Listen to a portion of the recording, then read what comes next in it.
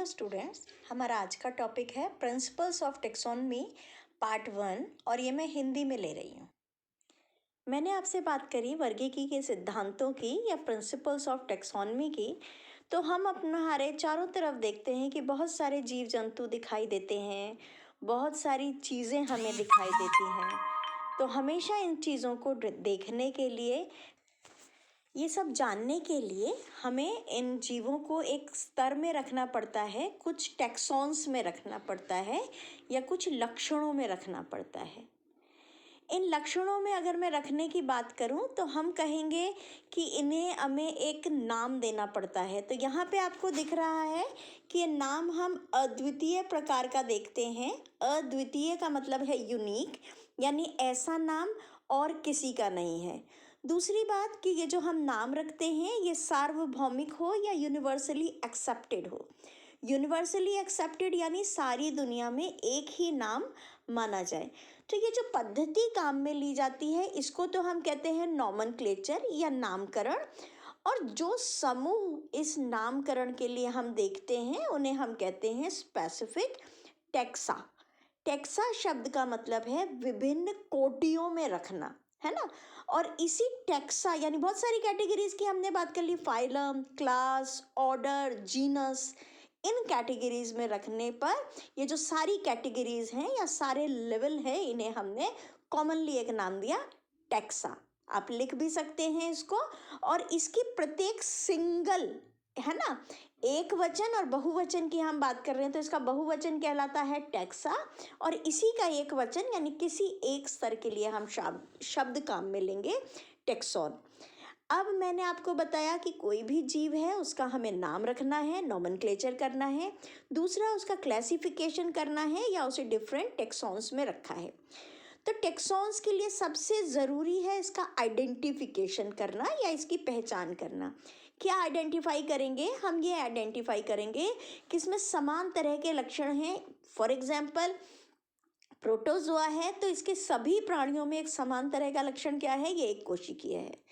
अगर मैं और आगे की कैटेगरी में पॉलीफेरा में बढ़ूं तो इन सब में सामान्य लक्षण क्या है कि ये एक ही प्रकार की कोशिकाओं के समूह के बने होते हैं। तो वर्गीकरण में रखने के लिए सबसे ज़्यादा आवश्यक चीज़ है कि इसकी पहचान करना और वर्गीकृत कर देना। तो जो ये ब्रांच है जो कि इन टेक्सा के बारे में बात करती है, इस ब्रांच को हम कहते हैं वर्गीकी या टेक्सोनॉमी।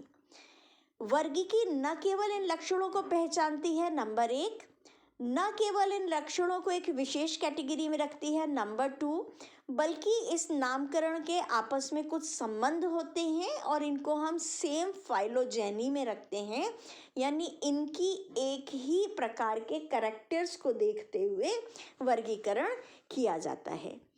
ये जो सह संबंधों की हम जानकारी देते हैं या अंतर जातीय संबंधों की जानकारी देते हैं, इन अंतर जातीय संबंधों को हम लोग कहते हैं फाइलोजेनी। इस फाइलोजेनी में हमने कैरेक्टर्स की जानकारी दी, कैरेक्टर्स का स्पष्टीकरण दिया, इसलिए इस विज्ञान को हम टेक्सोनॉमी के साथ सिस्टेमैटिक्स भी कहते हैं, क्योंकि एक निश्चित अंतराल में ये खुद को एक्सप्लेन करती है। ये जो मेरा चैप्टर है इसमें मैं आपको जंतु वर्गीकी के सिद्धांत बता रही हूँ। वर्गीकरण विज्ञान का क्या मतलब है, किस किस कैटेगरी को इसमें हमने शामिल किया। तो हमने कहा कि एक एग्जाम्पल हमारे सामने आया जहाँ पे हमने प्रॉब्लम करी कि मैंने कहा कि ये तो सामान्य लक्षण वाले जीवों को हमने एक समूह में रख दिया था। अब आपका यहाँ पे प्रश्न ये हो सकता है कि मैंने मधुमक्खी ली, श्रमिक अलग प्रकार से दिखते हैं, वर्कर अलग प्रकार से दिखते हैं, सैनिक अलग प्रकार से दिखते हैं, रानी अलग प्रकार से दिखती है, फिर आपने किस लक्षण के आधार पर इसे एक ही समूह में रख दिया? पहला प्रश्न। दूसरा प्रश्न आप मेरे से पूछ सकते हैं कि चिड़िया भी उड़ती है और तितली भी उड़ती है, आपने इसे डिफरेंट कैटेगरीज में क्यों रखा? फिर मैं कहती हूँ कि कुत्ता और डॉल्फिन एक कैटेगरी में आते हैं, आप कहते हैं भाई हमें ये भी नहीं समझ में आता। तो किस तरह से इन प्रश्नों का मैं उत्तर दूं, तो इसके अध्ययन करने के लिए मैं सिस्टेमैटिक्स करूंगी। और सिस्टेमैटिक्स में मैं जिस लक्षण का सबसे पहले अध्ययन करती हूँ कि समान लक्षण किस समूह में रखे जाएंगे, तो उस समूह को मैं कहूँगी जाति, स्पीशीज। क्या होती है स्पीशीज? तो हम कहते हैं कि पहले इसकी 2 या 3 अवधारणाएं थी, मैं पहले उन्हें बताऊंगी, उसके बाद में मैं बताऊंगी कि स्पीशीज कॉन्सेप्ट क्या है या जाति संकल्पना क्या है। तो पहला जो जाति की एक परिकल्पना थी उसमें ये था कि जाति किसी भी वर्गीकरण विज्ञान की सबसे छोटी इकाई होती है और एक ही जाति में पाए जाने वाले जीव समान लक्षण रखने वाले होते हैं। तो समान लक्षण रखने वाले जो जीवों की हमने प्रजाति के आधार पर एक संकल्पना दी, एक कॉन्सेप्ट दी, उसको मैं नाम देती हूँ प्ररूप विज्ञानीय जाति संकल्पना, यानी टाइपोलॉजिकल, एक ही टाइप के जिसमें एनिमल्स आते हैं, एक ही प्ररूप के या एक ही जैसे स्पेसिमेन जिसके रखे जा सकते हैं, ऐसी हमने जाति संकल्पना या स्पीशीज कॉन्सेप्ट दिया। जो ये स्टडी की इसमें हमने स्पेसिमेंस लिए और उसी प्रजाति के बहुत सारे स्पेसिमेंस को देखा कि सब में एक जैसे लक्षण दिखाई देंगे। जैसे जितने भी मैंने पॉरीफेरा देखे, इन सब में मेरे को नाल तंत्र या कैनाल सिस्टम दिखाई देगा। जिस तरह से मैं मनुष्यों की बात करती हूँ, गोरे हों, काले हों, पतले हों, इनका आकार कैसा है, इनका रंग कैसा है, इनकी आकृति कैसी है, इसके आधार पर इन्हें एक जाति में रखा जा सकता है।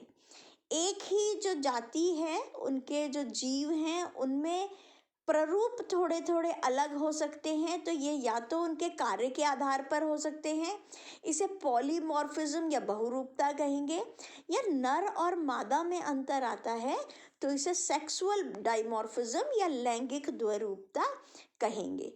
कुछ जातियां समाभासी जातियां कहलाती हैं या सिबलिंग प्रजाति कहलाती हैं, जो दिखती तो एक जैसी हैं लेकिन इनमें रिप्रोडक्शन नहीं होता है। कुछ जातियां पीडोजेनेसिस दिखाती हैं, यानी लार्वा की अवस्था में ही प्रजनन होने लग जाता है, तो ये भी उस कैटेगरी में नहीं आता है। ये मैंने पहला कॉन्सेप्ट बताया जिसको मैंने कहा प्रारूपीय जाति संकल्पना। दूसरी एक अवास्तविक प्रकार की जाति संकल्पना आती है। तो कुछ साइंटिस्ट का ये मानना था कि नेचर केवल एक इंडिविजुअल को बनाती है, उसमें जो वेरिएशन आती है या कोई पृथक समूह बनने लगता है, ये बनाने के लिए ये मनुष्य की उपज है। इस तरह का कोई भी कैरेक्टर्स हमें देखने को नहीं मिलता। जब मैंने टाइपोलॉजी देख ली नंबर 1, दूसरा मैंने नेचर का सिलेक्शन देख लिया, तो तीसरा लेटेस्ट जो कैरेक्टर हम मानते हैं, व्हाट इज स्पीशीज कॉन्सेप्ट, इस कॉन्सेप्ट पर आप कंसंट्रेट कीजिए, क्योंकि जाति संकल्पना पर कई बार 1 नंबर का प्रश्न और कई बार एक शॉर्ट नोट आता है। तो व्हाट इज स्पीशीज कॉन्सेप्ट, जैव जाति संकल्पना क्या है। तो दोनों जातियों को जब जोड़ दिया जाए तो 1750 के बाद जब कैरोलस लीनियस ने जाति की प्रॉपर परिभाषा दी थी, तो उसने ये कहा था कि नंबर 1, जाति समान दिखने वाले जीवों का समूह है। नंबर 2, ये जीव व्यवहार में एक जैसे हैं। नंबर 3, इनकी भ्रूणिकी या एम्ब्रियोलॉजी एक जैसी है, इनके भ्रूण एक जैसे हैं, इनके बनने वाले शिशु एक जैसे हैं। नंबर 4, ये समान पारिस्थितिकी में रहते हैं, समान वातावरण में रहते हैं, समान भौगोलिकी में रहते हैं। इनकी कोशिकाएं एक जैसी है, कोशिकीय प्ररूप एक जैसा है, और इनकी जैव रासायनिक जो स्थिति है या इनकी बायोकेमिस्ट्री एक जैसी है। बायोकेमिस्ट्री कैसे है एक जैसी है, इनका प्रोटीन सेम है, इनके लिपिड सेम है, इनके कार्बोहाइड्रेट सेम है। इस तरह से इनकी जैव रासायनिकी भी एक जैसी हो सकती है। तो इस हिसाब से हमने क्या किया, हनी बी को या मधुमक्खी को एक जाति में रख लिया।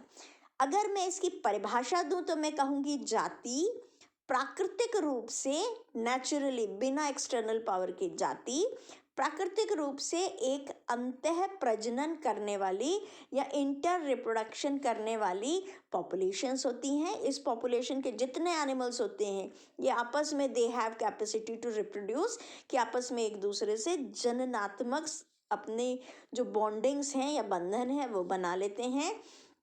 दूसरी जाति के सभी जीव आपस में प्रजनन नहीं कर सकते। अब आप में से कोई लोग कह सकते हैं कि मैडम खच्चर का निर्माण हुआ, म्यूल का निर्माण हुआ, है ना, गधे और घोड़े के कॉम्बिनेशन से, दोनों अलग अलग प्रजाति के हैं।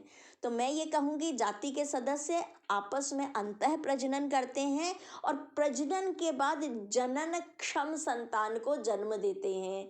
बनने वाला जो खच्चर है वो जन्म क्षम नहीं होता। उनकी संतति अगर दो स्पीशीज को बाइंड कराया जाए तो इस चैप्टर में आपको जो स्क्रीन पे दिख रहा है बोल्ड कलर से लास्ट लाइन यही दिख रही है कि अगर दो जातियों का संक्रमण करवाया जाए तो उत्पन्न संतति बंधे हो जाती है। इसका जो कॉन्सेप्ट है स्पीशीज कॉन्सेप्ट ये दिया था जॉन रे ने। आप जब नोट्स बनाते हैं तो आप इसमें जॉन रे भी लिखेंगे और साथ में 1905 में जब जॉर्डन ने ये सिद्धांत दिया था तो जॉर्डन का दिया हुआ सिद्धांत भी एक्सेप्टेड था। अब एक जो जाति के सदस्य हैं इनको जब हमने एक जाति में रख दिया तो उसके हमें कुछ की कैरेक्टर्स दिखाई देंगे जिनको हम कुंजी लक्षण कहते हैं। जंतुओं को जब हमने इस कैटेगरी में रखा तो मैंने कहा कि ये वो कुंजी कैरेक्टर्स हैं या वो की कैरेक्टर्स हैं जो कि इसे स्पेसिफिक टेक्सॉन्स में रखते हैं, विशेष स्तरों में रखने का काम करते हैं। ठीक है, और इन कुंजी कैरेक्टर्स के आधार पर हम इसके समूहों में इसको विभिन्न करते चलेंगे। जैसे सबसे पहले मैंने एनिमेलिया में रखा, एनिमेलिया के बाद मैंने उस जीव को ऑर्थोपोडा में रखा, ऑर्थोपोडा के बाद उसको मैंने इंसेक्टा में रखा। ऑर्थोपोडा में क्यों रखा? पहली चीज़ इसको मैंने एनिमेलिया में क्यों रखा? क्योंकि इसमें सजीवता के गुण हैं, इसमें प्रकाश संश्लेषण नहीं होता, इसमें क्लोरोप्लास्ट नहीं पाया जाता। ये जंतु जगत में आते हैं, इसके शरीर में पाचन तंत्र, प्रजनन तंत्र, उत्सर्जन तंत्र, श्वसन तंत्र और इंटीग्यूमेंट्री सिस्टम, अध्यावरण तंत्र पाए जाते हैं। नंबर 2 मैंने इसको ऑर्थोपोडा में क्यों रखा? क्योंकि इसके शरीर में संधित उपांग पाए जाते हैं। नंबर 3 मैंने इसको क्लास इंसेक्टा में क्यों रखा? क्योंकि इसमें 2 जोड़ी पंख पाए जाते हैं और 3 जोड़ी पैर पाए जाते हैं या पाद पाए जाते हैं। इन्हीं टैक्सोनॉमिक कैरेक्टर्स को मैं कंटिन्यू कर रही हूँ और टैक्सोनॉमिक कैरेक्टर्स में जो क्लासिफिकेशन है उसमें मैंने वर्गीकरण का आधार क्या रखा, ये चैप्टर आप पढ़ चुके हैं और मैंने आपको बताया है कि वर्गीकरण के लिए मैंने कई चीज़ों को आधार माना है या इन टैक्सॉन कैटेगरीज में रखने के लिए बहुत सारे लक्षणों की मैंने बात करी। पहला, जंतुओं की बनावट कैसी है, जंतुओं के लेवल ऑफ ऑर्गेनाइजेशन क्या है या संगठन का स्तर क्या है, कोशिकीय स्तर का है, ऊतकीय स्तर का है, अंगीय स्तर का है, अंगतंत्रीय स्तर का है। इस आधार पर हमने जीवों का वर्गीकरण किया यानी संगठन का आधार रखा। दूसरा, इसमें जनन स्तर कितने हैं, बॉडी फॉर्मेशन के लिए कितनी लेयर से शरीर बना हुआ है। द्विजनन स्तरीय जिनमें केवल एंडोडर्म और एक्टोडर्म होता है, ठीक है, और त्रिजनन स्तरीय जिसमें 3 जनन स्तर से शरीर का निर्माण होता है जिसको एक्टो, एंडो और मीजोडर्म कहते हैं। मीजोडर्म से बनने वाले ऑर्गन द्विजनन स्तरीय जीवों में कैसे होते हैं? द्विजनन स्तरीय जीवों में जो मिडिल लेयर है वो पूरी नहीं बनती है लेकिन उसमें कुछ अनबाइंडेड सेल्स रहती हैं जिसको हमने मीजोग्लिया कहा।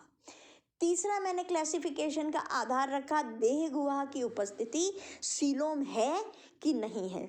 अगर सीलोम नहीं है तो ये जीव असीलोमिक कहलाते हैं, अगुह्य कहलाते हैं।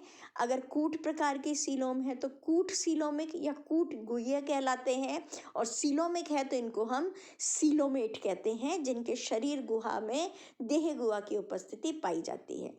वर्गीकरण का अगला आधार है सम्मिति, इस पर भी हम चर्चा कर रहे हैं और आगे के सेक्शंस में करेंगे। सिमेट्री के बेसिस पर सम्मिति के आधार पर हमने जीवों को 3 प्रकारों में बांटा, एक असम्मित, दूसरे अरीय सम्मित और तीसरे द्विपार्श्व सम्मित। एक होते हैं एसिमेट्रिकल या असम्मित, दूसरे होते हैं रेडियली सिमेट्रिकल या अरीय सम्मित और तीसरे होते हैं द्विपार्श्व सम्मित या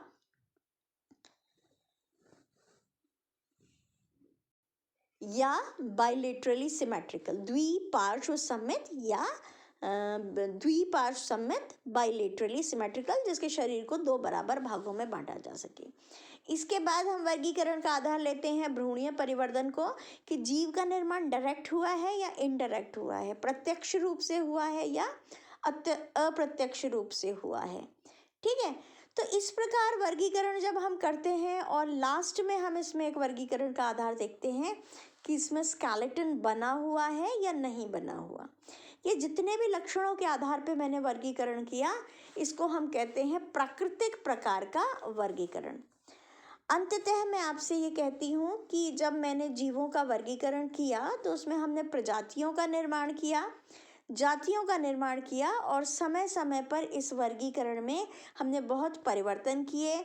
इसमें हमें एक सुविधाजनक और सुस्पष्ट रिजल्ट चाहिए, और अगर मैं इन रिजल्ट्स में कुछ ह्यूमन करेक्टर्स को, यानी ह्यूमन ने कुछ देखे करेक्टर्स और वो नेचर में नहीं है लेकिन अपनी सुविधा के अनुसार मनुष्य इन लक्षणों को इसमें इनकॉर्पोरेट कर लेता है, तो इस प्रकार के लक्षण कृत्रिम लक्षण कहलाते हैं।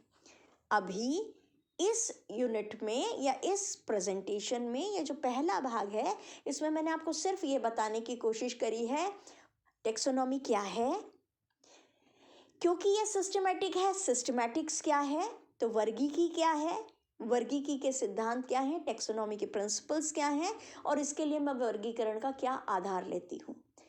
अगले जो मेरा रहेगा लेक्चर, इसका जो मैं पार्ट 2 आपको अभी कुछ समय में दूंगी, उसमें मैं आपको इसमें दूंगी कि इस सिद्धांत के जो आधार थे इनको किस प्रकार कैरोलस लिनियस ने लिया, और इसी चैप्टर को हम फर्दर कंटिन्यू करेंगे। अगर आपको ये पसंद आया हो तो आप इसे सब्सक्राइब कीजिए, लाइक कीजिए और बेल आइकन पर प्रेस कीजिए। Thank you.